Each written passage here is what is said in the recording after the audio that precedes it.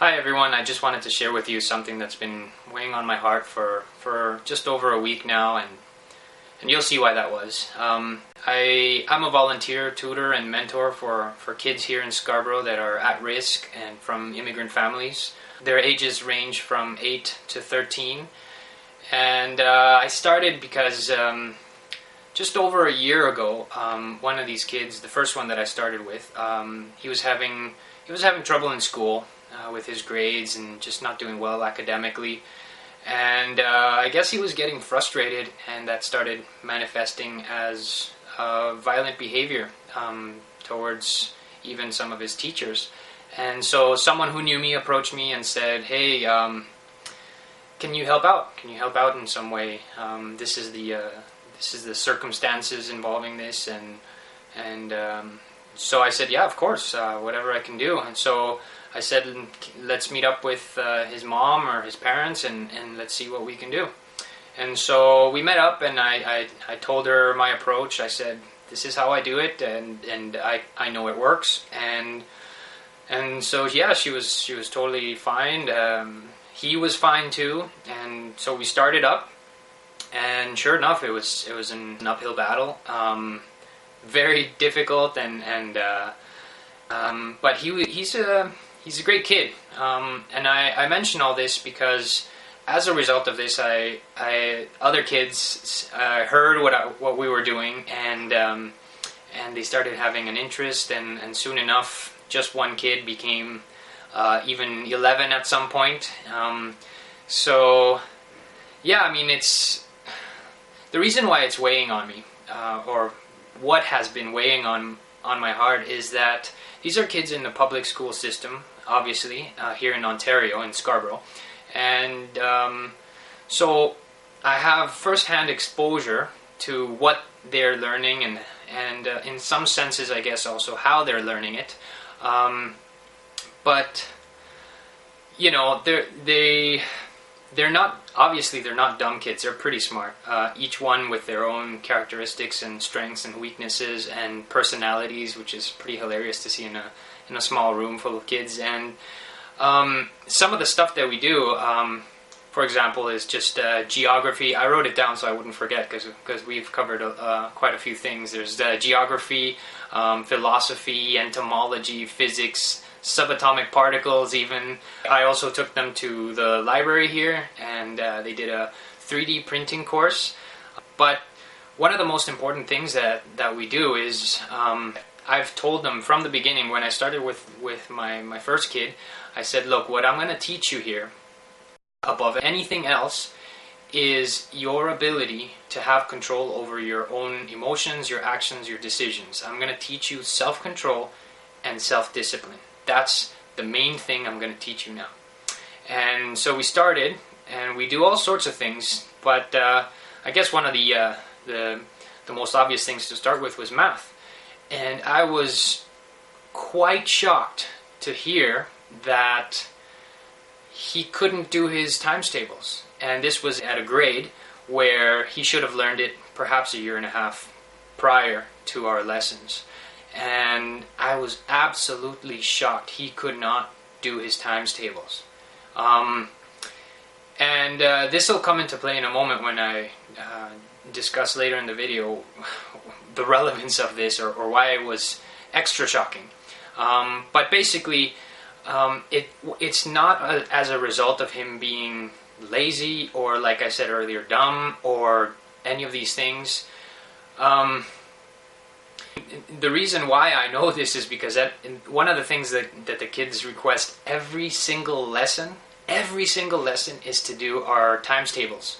And we call it flashcards because I bought just some dollar store flashcards that have the times tables, just to have some easy method to resort to when we want to do math. And every single time they want to do that, because we do it as kind of like a championship, and we have handicaps, so they've learned that, and they absolutely love doing their times tables in this manner. So it's not that they don't like math, and therefore that's why they're not learning it. The reason why it bothered me so much, or why it shocked me so much, is that for me it's unheard of to pass grade if you don't have the skills that you were supposed to have learned in that grade. So if in grade 4 or whatever grade it is that they teach a certain skill, or they're supposed to teach a certain skill, so for example their times tables, it is, for me, unheard of that they would allow a kid to go to the next grade if they can't do something as basic as their times tables in the year that they were expected to learn it. So clearly something is very wrong just by hearing that in the Ontario education system. But knowing a little more about it, I'll put it this way. I opened his workbook, and where he's supposed to do his times tables, I kept finding entire pages full of the discussion on bullying. Which, okay, I mean, it's something important that should be covered at some point, and with the whole idea of saying bullying is wrong, treating people this way is wrong, but I don't see how it's relevant to math, and it is obvious to me why it's being taught like this, or why these things are being taught and not others, because for some reason, at least here in Ontario, I don't know where it is wherever you live, but here in Ontario, our government, which is very, very left-leaning, has made it their business to teach kids not skills, and not the skills certainly that they will require to get good jobs or to even enter university, but rather they're in the business for some reason of teaching values, and not just the values their parents have, that their students have, but rather their own values above anything else. And it's interesting too, because one of those values doesn't seem to be critical thinking. They don't teach critical thinking, deductive reasoning. These are not things that they're being taught in school, and therefore it is one of the most important things that we do in these lessons that we have, and they absolutely love it. We do examples where I ask them to come up with how to deduce what is being communicated, or how to properly report the truth. For example, and if they're watching this because they watch YouTube videos, one of the ones that we classically do is so-and-so walked into a room and said, the sky outside is red. And then that person goes and reports that to someone else and says, the sky is red. And then I give them the other example of that second person goes and reports it as so-and-so said the sky is red. And so then I ask them, give them these three options, whether it's the truth, a lie, or that they're wrong, tell me which of these they choose. And the first few times that we did it, it was interesting to see that there was no consensus among them as to whether something was true or false, or even if it was a lie. They didn't even know the definition of what lying is. They thought that if you say something that you don't realize is wrong, they thought that's a lie, for example. So all these things, we've been covering in these classes. It's such a necessary set of skills at any age that isn't being covered in schools. And I thought, this is very strange, but also, again, having studied myself a little bit of politics and also the history of certain ideologies and movements, it became absolutely obvious why this is. Because one thing about leftism, specifically Marxism and cultural or social Marxism, is that you want to keep the masses ignorant. And not just ignorant, but unable to question the authorities.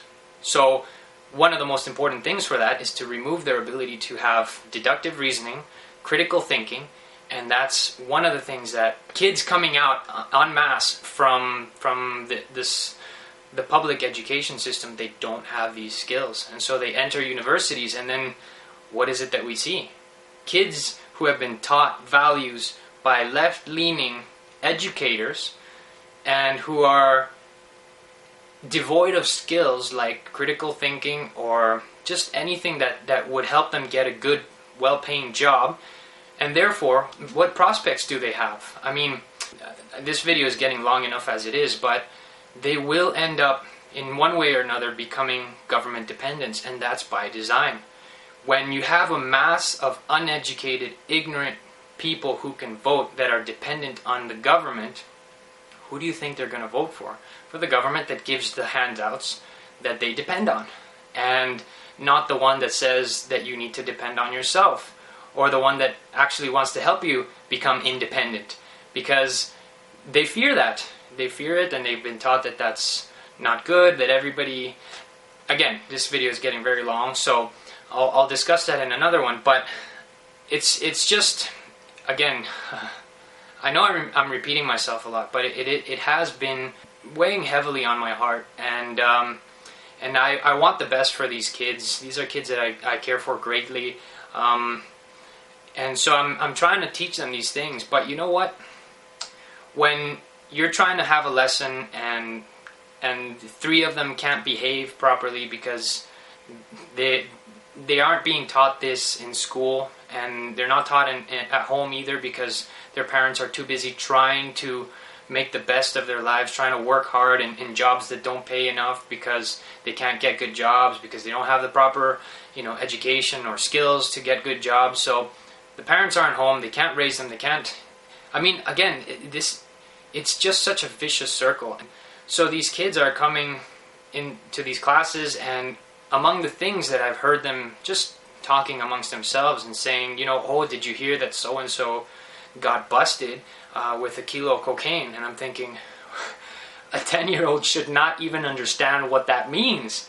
They should not know what cocaine is. They should not know what it means to be busted with a kilo of cocaine. But then, as I put 2 and 2 together in my head, I think, are they talking about someone that's roughly their age, like someone in their age group who's getting busted with drugs? And all I can think of is, this is the environment that they're growing in. What exactly can they expect from the future unless someone intervenes? And really, that's what I'm doing here. That's what I'm attempting to do, to intervene in their lives so that they have better prospects, so that they don't have to continue this vicious circle. One such important thing is, what is the greatest variable that there is in terms of the circle of poverty and government dependence? It's fatherlessness.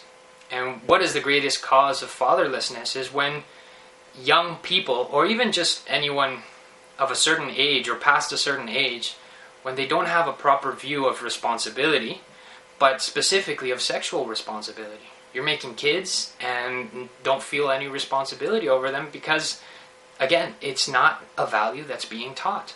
Not in schools and not outside of schools. It is something that has to be exclusively taught from parents. But if their parents had those values that ended up causing them growing up in a fatherless home, well, what do you expect?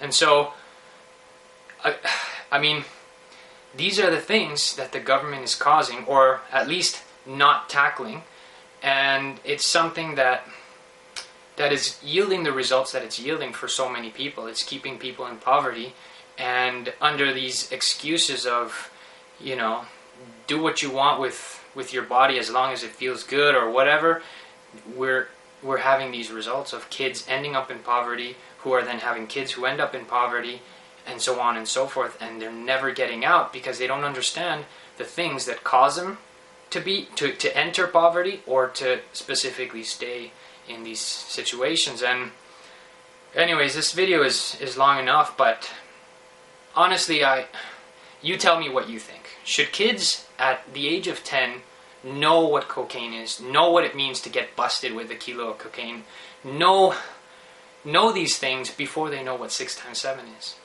Do you think that's normal? Because for me, I don't think it's normal. I mean, kids should know about a lot of things, but these aren't the things that they should be learning first. I mean, I don't know. Maybe I'm just crazy. Maybe I'm overly sensitive, or maybe, I don't know.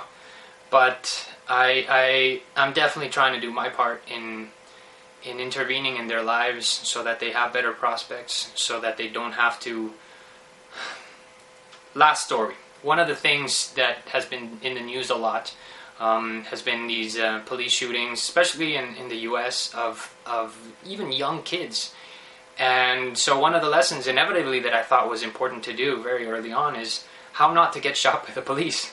I mean, it's ridiculous that this would be something you'd think you have to teach them, but let's face it, they are racial minorities. They are at greater risk because they're poor and they live in a certain neighborhood. They are at even greater risk. And I said, guys, this is how you don't get shot. And we did even a little bit of a skit or role playing, and just so they understand, you know, the importance of complying with commands or police commands, even if you've done nothing wrong, because that's not even the point.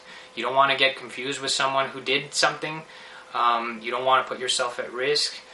Don't walk around with earphones in your ears so that you can't hear these commands, because they don't know that. But that kind of stuff. And then, you know, we also tackled racism, which is important, especially for them at this point. And I don't know.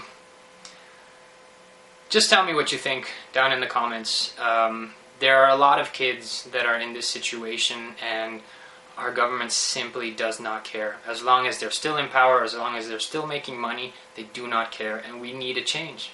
I don't know how things are in whatever part of the world it is that you live, but here in Scarborough, Ontario at least, these are very real, tangible issues that are going on that kids face, that kids that I know, that I care about greatly, that I interact with, these are the issues they face. And yeah, I hope we can all be a part of the solution and not the problem. So thanks for listening, and I hope it wasn't too long of a rant for you, and please share with anyone you think might benefit in any way from the things that I've said. And let's hold our governments to task, and let's raise the standard of who we put in there to manage our communities and things such as education, which is so important in formulating the values and the kind of society that we will ourselves inherit in within 15 years, because that's the rough turnover rate of a generation. So anyways, if you want to donate and keep these videos coming and this kind of thing, just I provided some links below, and thanks again for watching.